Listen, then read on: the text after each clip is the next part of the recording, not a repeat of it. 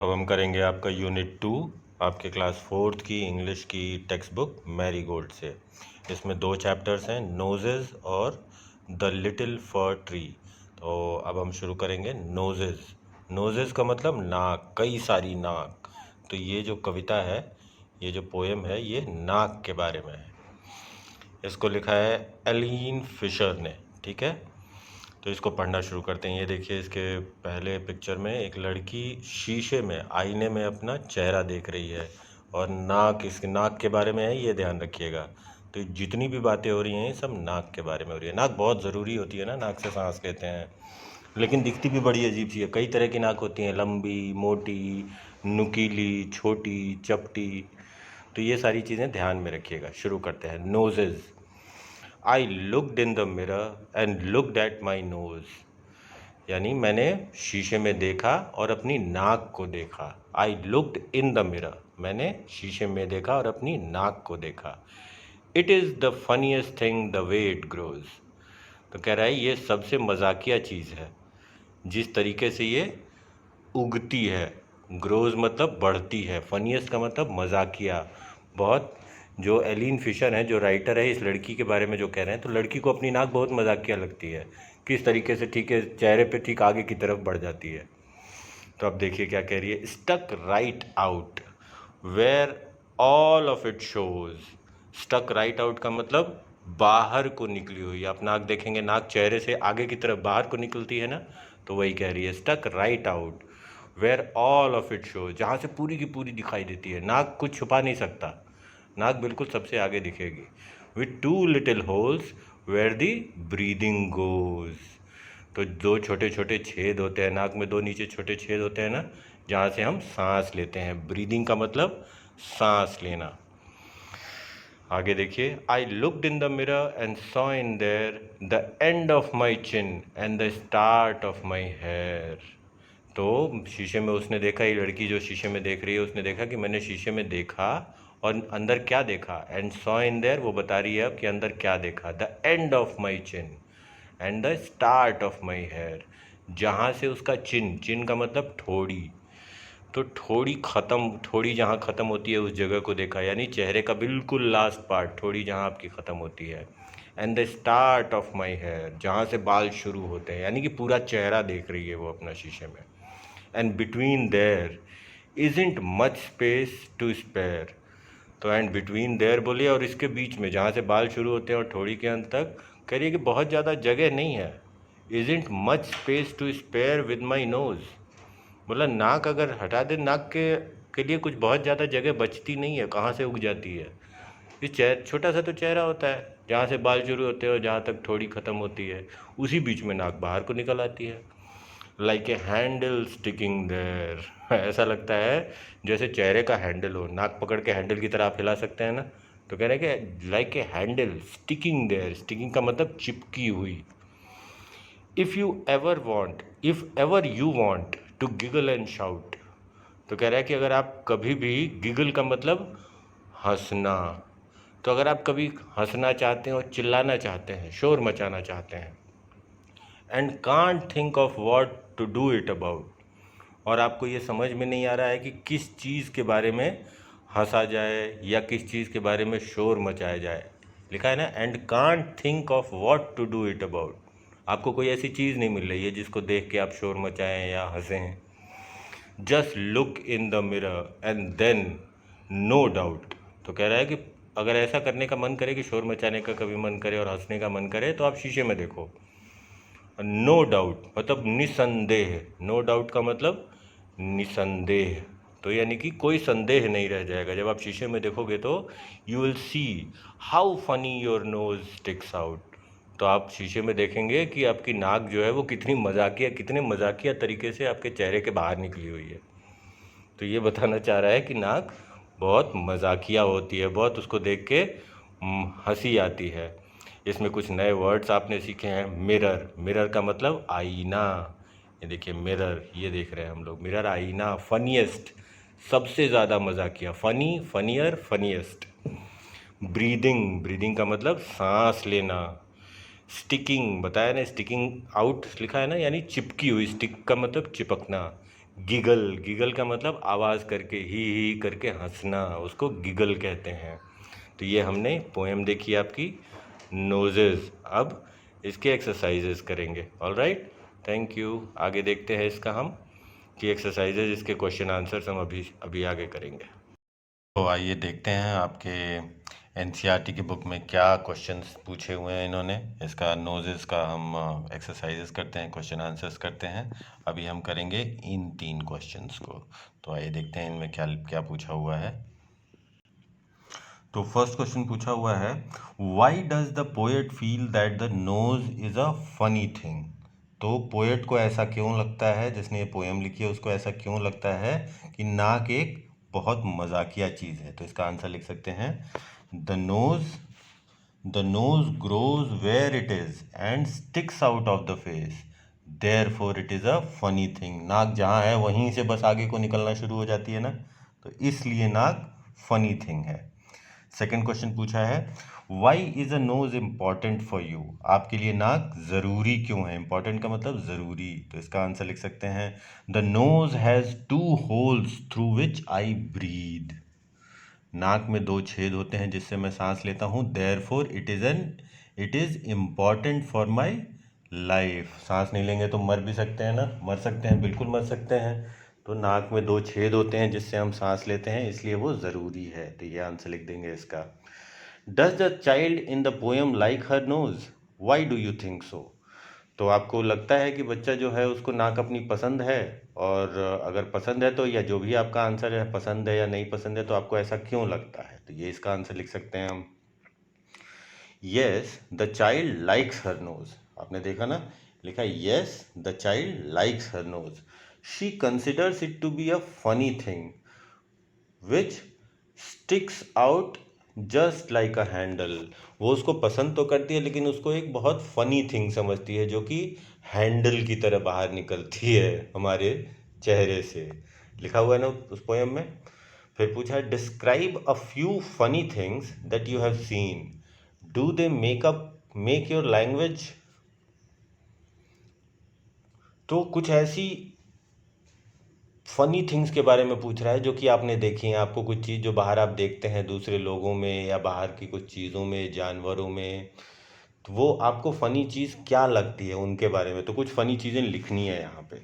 यहाँ लिख सकते हैं आप, a few funny things that I know are moustaches of man, hair styles of ladies and some dresses of man and women, yes they make me laugh. तो कुछ लोगों की मूछें होती हैं, मूछें भी अलग अलग तरीके से लोग रखते हैं ना, कुछ लंबी, छोटी, पतली, मोटी, घूमी हुई, सीधी, नीचे जाती हुई, ऊपर जाती हुई। महिलाओं के हेयर स्टाइल, लोग अलग अलग तरीके से हेयर स्टाइल बनाते हैं। और लोगों के ड्रेस, कपड़े भी लोग बहुत अजीब तरीके के कभी कभी पहनते हैं जिनको देख के हंसी आती है। अब देखते हैं क्या पूछा हुआ है, what does features mean, look up the dictionary, what are the different kinds of features of people we come across in the world, discuss। तो फीचर्स के बारे में हमने बात की थी। फीचर का मतलब देखने में आप कैसे लगते हैं, आपकी वेशभूषा, आपका दिखावा, देखने का आप कैसे नज़र आते हैं, उसको फीचर्स बोलते हैं। जैसे पतली नाक होती है, मोटी नाक होती है, छोटी आँख होती है, उसको फीचर्स बोलते हैं। तो इसके आंसर लिख सकते हैं, features mean parts of face और डिस्टिंक्टिव पार्ट्स ऑफ अपीयरेंस।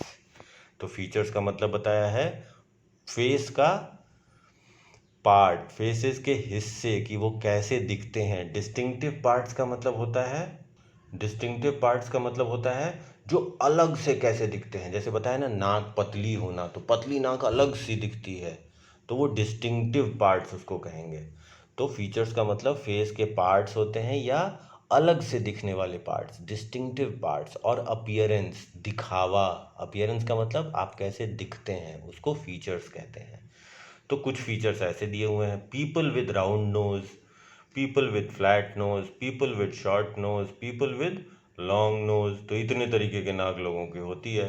तो अलग अलग तरीके के नाक वाले लोग अलग अलग फीचर के होते हैं, और इन सबको देख के हंसी भी आती है भाई। अब आगे कह रहा है, सिंग this song and march as you sing. When you come to ginger, take 2 steps back and say 2 3, then start again. तो ये आपके क्लास में करने की एक्सरसाइज है, इसको आप कीजिएगा। ये सिंग कर सकते हैं। जैसे ही आप इस वर्ड पे जिंजर पे पहुँचें तो बोलिए 2 3 और फिर शुरू से इसको यहाँ से सिंग करना, इस पोएम को शुरू कर दीजिए। ऑलराइट, अब देखिए fun time. Sit in groups, look at your friends face and describe what you see. तो आप अपने दोस्त के चेहरे की तरफ देखिए, जो भी आपके बगल में बैठा है, या अगर आप घर में हैं तो किसी का भी चेहरा देखिए और उसकी तरफ ध्यान से देखिए। Use words like long, round, Oval, slanted, sharp, flat. तो ये सारे वर्ड्स यूज़ कीजिए। इनके मतलब आप जानते हैं? लॉन्ग का मतलब लंबा, राउंड का मतलब गोल, ओवल का मतलब अंडाकार, स्लैंटेड का मतलब तिरछा झुका हुआ, शार्प का मतलब तीखा नुकीला, फ्लैट का मतलब सपाट चपटा। ठीक है, तो ये सारे वर्ड्स यूज़ कीजिए और उनको डिस्क्राइब कीजिए। उनका चेहरा देखिए और उसको डिस्क्राइब कीजिए। तो आइए ये करते हैं हम। ये देखते हैं, मैं डिस्क्राइब कर रहा हूँ, आप भी डिस्क्राइब कीजिए। आप जिसका डिस्क्राइब करेंगे उसका अलग हो सकता है, पर मेरे पास जो है मैं उसको डिस्क्राइब कर रहा हूँ। My friends face is Oval. ये देखिए, मेरे दोस्त का चेहरा अंडाकार है, ऊपर से गोल भी है लेकिन चपटा है, तो उसको अंडाकार बोलते हैं, लंबा। She has a long sharp nose. उसकी नाक लंबी है और नुकीली है, long sharp nose. Her eyes are small.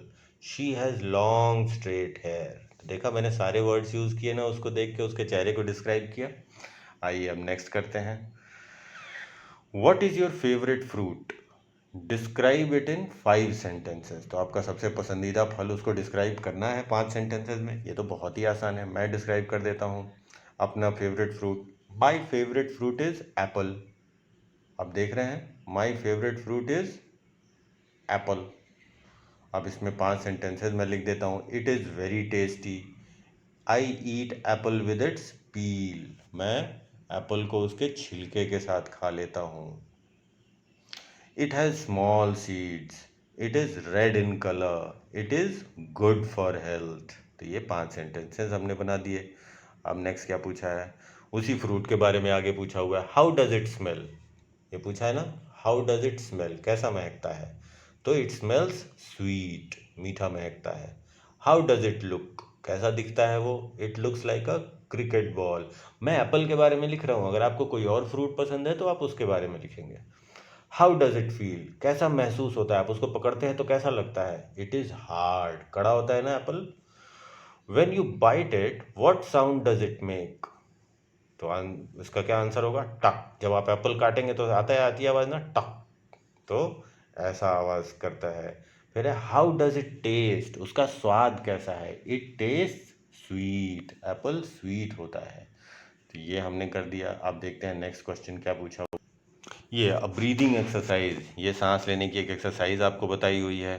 Close your right nostril with your right thumb. अपना जो राइट नॉस्ट्रिल है, नोज की तो दोनों छेद होते हैं ना, एक एक छेद, उसको एक एक नॉस्ट्रिल बोलते हैं। जो नाक में 2 छेद होते हैं उसको नॉस्ट्रिल बोलते हैं।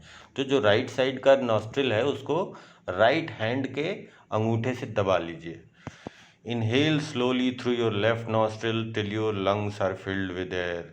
और अपने लेफ्ट साइड वाले फिर सांस लीजिए, दूसरे एक ही छेद खुला हुआ है उसी से सांस लेंगे, और तब तक सांस लीजिए, पूरी सांस लीजिए लंबी।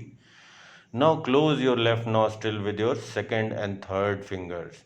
फिर अब दूसरी नॉस्ट्रिल को भी अपने दूसरे और तीसरी उंगली से उसको भी बंद कीजिए और पहला नॉस्ट्रिल खोल दीजिए जो अंगूठे से बंद किया है। Remove your finger from the right nostril and exhale through it.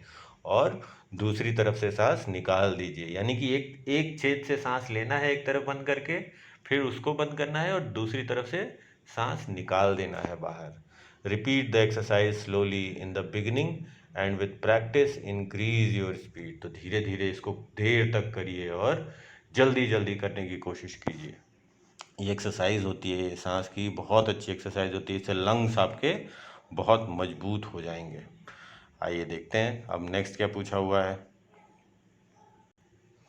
Do you know a fish breathe from its gills. तो आपको पता है ना, फिश जो है उनमें लंग्स तो होते नहीं, उनमें गिल्स होते हैं। देखा ना, गिल्स, तो फिश गिल्स से ब्रीथ करती हैं। Write 2 sentences about other animals which can breathe under water. तो 2 और एनिमल्स के बारे में 2 सेंटेंस लिखिए जो कि पानी के अंदर सांस ले सकते हैं। हम लोग पानी के अंदर सांस नहीं ले सकते ना, क्योंकि हमारे पास लंग्स हैं, हमारे पास गिल्स नहीं है। हमें बार बार सांस लेने के लिए अगर पानी में नीचे भी जाते हैं तो ऊपर आना पड़ता है, हवा हमें चाहिए होती है, क्योंकि हमारे पास लंग्स हैं। तो आइए 2 सेंटेंस लिखते हैं। Crocodile can breathe under water, तो घड़ियाल जो है वो पानी के अंदर ब्रीथ कर सकते हैं। Times they rest on the side of ponds, तो कभी कभी वो पॉन्ड्स के या लेक्स के किनारे, साइड ऑफ द पॉन्ड पे रेस्ट करते हैं। Snakes can also breathe under water. ये 2 सेंटेंस हमने लिख लिए। अब देखते हैं punctuate the following passage. Punctuate का मतलब होता है इसमें comma, inverted comma, full stop लगा नहीं है, कैपिटल लेटर, यानी ये सेंटेंस तो पूरा है लेकिन ठीक से लिखा नहीं है, उसको सही करना है। तो ये सही करते हैं हम। ये देखिए, ये हमने लिखा है ना, ये सही करके लिखा है। मदर फादर, तो मदर फादर वो बुला रही है, तो इन्वर्टेड कॉमा में होगा। तो मदर कॉमा फादर, नीलम सेड, नीलम ने कहा, I have got a fire engine. तो जब भी नीलम कुछ बोल रही है डायरेक्टली तो उसको इन्वर्टेड कॉमा में लिखा जाता है। ये देख रहे हैं ना आप, इन्वर्टेड कॉमा दिया हुआ है यहाँ पे, 2 कॉमा उल्टे बने हुए हैं, उसको इन्वर्टेड कॉमा बोलते हैं। तो जब भी कोई सीधे सीधे बोलता है उसको इन्वर्टेड कॉमा में लिखा जाता है। I have got a fire engine, तो उसने कहा मेरे पास फायर इंजन है। What's this, what is this, question mark. देखिए यहाँ पे क्वेश्चन मार्क ऊपर नहीं लगाया है ना व्हाट्स दिस के बाद, ये देखिए यहाँ पे क्वेश्चन मार्क नहीं लगाया हुआ है, लेकिन हमने यहाँ पे लगा दिया क्योंकि सवाल पूछ रहा है। ठीक है, व्हाट से शुरू है ना, तो क्वेश्चन है, क्वेश्चन जब भी खत्म होता है तो उसके बाद क्वेश्चन मार्क लगाते हैं। Called mother somewhat confuse by the noise, कुछ वो आवाज़ से परेशान थी। आपको इसमें ध्यान 2-3 चीज़ें देनी है।